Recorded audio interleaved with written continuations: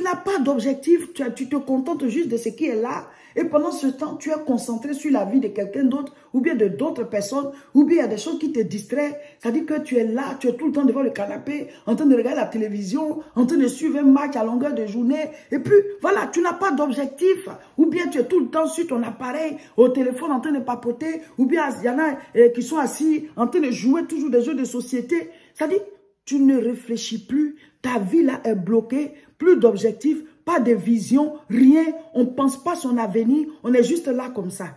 Tu vas regretter à tes vieux jours. Même si Dieu il t'aime, mais tu vas regretter. Tous ceux qui ont regretté à leurs vieux jours là, c'est pas parce que Dieu ne les aimait pas, c'est pas parce que Dieu ne les aimait pas. Mais Dieu il nous donne la chance à nous tous, à chacun de se lever pour bâtir sa vie.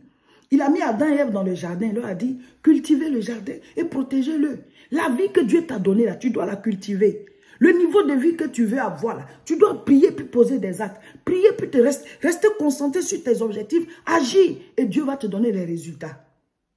Vous voyez, mon mari a l'habitude de dire, Dieu a dit à Moïse, lève le bâton. C'est quand Moïse a levé le bâton que lui, Dieu, il a divisé la mer rouge. Il y a des choses que toi, tu dois d'abord faire pour que Dieu puisse faire le miracle.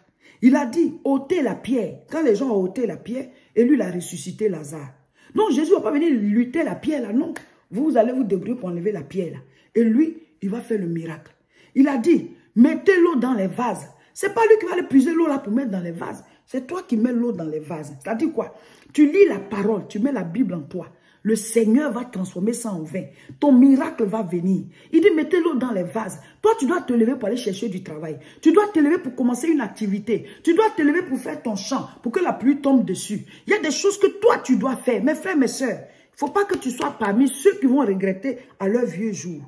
Ça, ce n'est pas Dieu qui choisit. Ça dépend de chacun de nous. Malheureusement, certains sont paresseux. Certains sont distraits. Certains sont négligents. Certains, ils procrastinent. Ah, je fais après. Je fais après. Le temps ne t'appartient pas. Le temps ne m'appartient pas. C'est Dieu qui nous donne la vie. Être en vie, là, c'est une grâce. Il y a des gens qui sont nés le même jour que toi, mais qui sont déjà morts. Eh oui, c'est Dieu. C'est Dieu qui donne la vie. Donc, chaque jour que Dieu te donne là, tu dois courir. Tu es en compétition, pas contre quelqu'un, mais contre toi-même. Je dois réaliser ce que j'ai déjà, je n'ai pas encore réalisé, ce que j'ai déjà fait hier là. Je dois faire plus que ça. Je ne me contente pas de ce que j'ai, mais d'abord je remercie Dieu de ça. Oui, quand on dit ne vous contentez pas de ce que vous avez là, ça ne veut pas dire qu'il faut toujours être fâché contre Dieu parce que vous avez le peu. Non, il faut d'abord rendre grâce à Dieu pour ce que tu as. Et tu continues de te battre pour avoir plus. C'est ça. Mes frères, mes sœurs, ne soyons pas parmi ceux qui vont regretter à leur dernier jour. Et pour ça, il y a des actes à poser maintenant. Il n'est jamais trop tard pour bien faire. Un jour de faveur peut remplacer des années de labeur. Croyez en Dieu.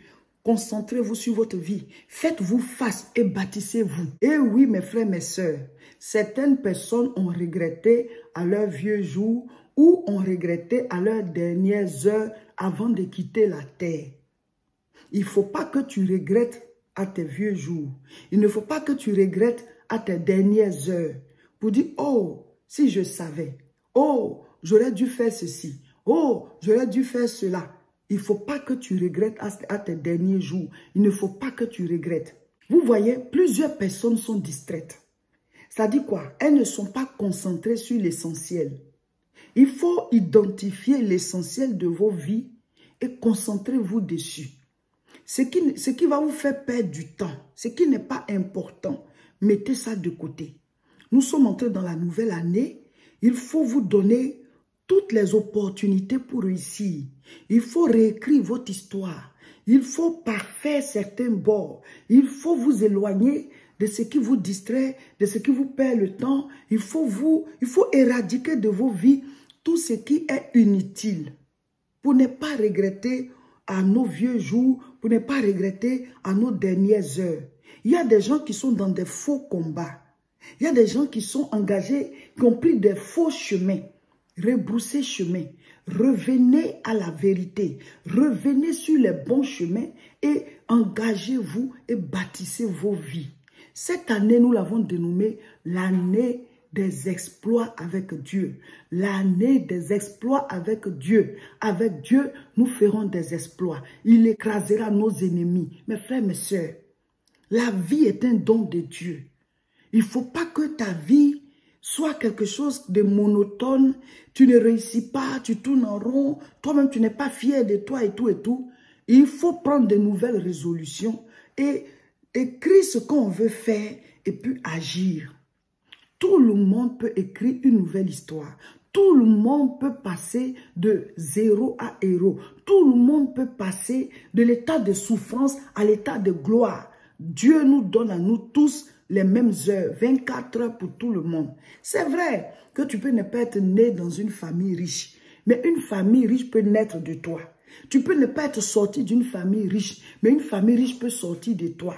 Souvent, quand on parle de se battre pour réussir, pour être riche, pour s'en sortir, il y a des gens qui combattent cette idée-là. Ce n'est pas tout qui est évangile de prospérité. Hein. Il y a l'évangile de prospérité et puis il y a la prospérité de l'évangile. La prospérité de l'évangile, c'est que quand tu te donnes au Seigneur et que tu as fini de mettre de l'ordre dans ta vie par rapport au péché, et puis tu continues de marcher avec le Seigneur, normalement, tu dois maintenant aboutir sur ta pêche abondante. Pierre, sa barque était au bord et Jésus est venu les monter dans la barque. Et il a dit à Pierre, éloigne-toi un peu des terres. Donc, quand tu reçois le Seigneur dans ta vie, tu dois t'éloigner des terres, t'éloigner du péché, t'éloigner de tout ce qui t'éloignait de Dieu. Et tu commences à ramer. Mais à un certain moment, le Seigneur va te dire d'aller en eau profonde. Et là-bas, il va te dire de jeter les filets. Et là où tu avais échoué, là, tu vas commencer à réussir. La pêche, tu étais venu bredouille, tu n'avais rien, tu souffrais. Tu vas faire une pêche miraculeuse. Tu vas faire une pêche miraculeuse comme Pierre. Donc, quand on suit le Seigneur, ce n'est pas pour l'abondance qu'on le suit, mais on finit par aboutir sur l'abondance. Parce que Dieu est le Dieu de prospérité. Dieu est le Dieu de gloire, Dieu d'élévation. Tout ce qui est sur la terre, c'est Dieu qui a donné. Et il a toujours voulu le bien pour nous. Il a tout créé avant de créer Adam et Ève. Donc, si tu es dans la souffrance, tu es dans l'abaissement, ou alors tu as un salaire, mais tu vois que ça ne suffit pas. Tu n'as même pas d'économie, mais tu peux crier à Dieu. Continuer de travailler, mais crier à Dieu pour qu'il ouvre une porte, pour que tu aies une promotion, ou bien que tu aies un poste mieux, ou bien que tu changes même de travail. Rien n'est impossible à Dieu. Ou bien que tu accèdes à un concours qui t'amène ailleurs dans un autre service avec plus d'opportunités, avec plus d'avantages. Haute attention spirituelle, ça continue. Et cette semaine, ce sont les proclamations. Aujourd'hui, vendredi, nous proclamons que je ne regretterai pas à mes vieux jours que je produis à chaque saison au nom de Jésus. Et ce soir, chacun de nous doit faire sa mini-veillée individuelle d'1 heure. Et le sujet de prière, c'est « Seigneur, révèle-moi tout ce qui peut me faire échouer ma vie et me faire regretter à mes vieux jours. Donne-moi la force de m'en éloigner. » Ce soir, chacun de nous doit faire sa mini-veillée de prière. Entre en prière, mon frère, ma soeur, et attaque tout ce qui peut te faire échouer ta vie. Attaque tout ce qui peut te faire regretter à tes vieux jours. Attaque tout ce qui est œuvre du diable sur ton chemin, qui te distrait, qui t'empêche d'avoir des résultats, qui te fait manquer ton objectif sur la terre. Attaque par la prière au nom de Jésus, au nom de Jésus, au nom de Jésus. Ce sont des sujets de prière très sérieux, mes frères, mes soeurs. Et oui, il y a des gens qui regrettent à leur vieux jour. Vous ne devez pas être parmi ces personnes-là. Alléluia. Donc ce soir, mini-veillée d'1 heure, prie, attaque, attaque. Et dis au Seigneur de te révéler dans ton comportement, dans tes agissements, dans tout ce que tu fais. Ce qui peut te faire regretter là. Ce qui peut te faire échouer là.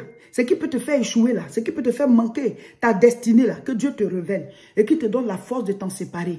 La vie là, c'est le championnat. Chacun de nous doit se battre. On doit courir. On est sur un terrain. On est comme des athlètes. Tu dois gagner, mon frère, ma soeur. Tu ne gagnes pas contre quelqu'un, mais tu gagnes contre toi-même. C'est pour ça que la Bible dit, celui qui vaincra, je lui donnerai la couronne de vie. Amen.